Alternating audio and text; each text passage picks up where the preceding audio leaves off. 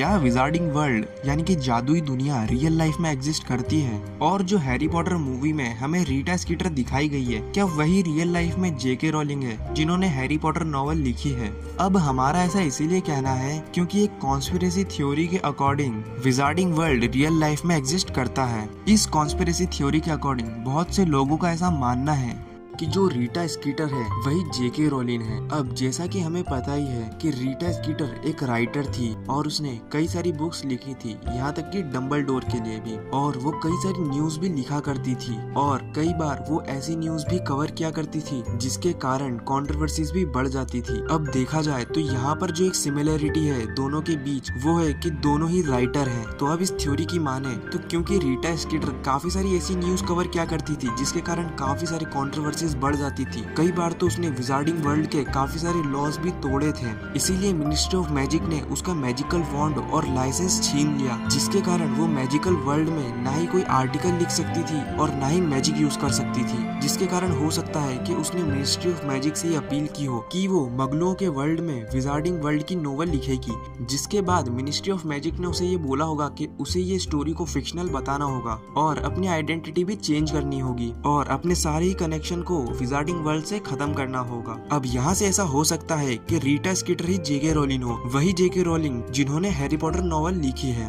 और उन्होंने जो भी चीजें बताई है उनकी नॉवल में, वोल्डेमॉर्ट से लेकर बैटल ऑफ हॉगवर्ट्स और फैंटास्टिक बीस्ट के बारे में, वो सभी चीजें इस थ्योरी के अकॉर्डिंग विजार्डिंग वर्ल्ड में रियल में हुई है। लेकिन ये सभी चीजें लोगों के सामने ना आ जाएं, इसीलिए उन्होंने फिक्शनल दुनिया और फिक्शनल स्टोरी के रूप में से प्रेजेंट किया है। अब इसके बारे में आप लोगों का क्या मानना है, प्लीज हमें कमेंट करके जरूर बताएं। तो आज के लिए बस इतना ही, मिलते हैं नेक्स्ट वीडियो में। Till then stay safe, stay healthy. जय हिंद, वंदे मातरम।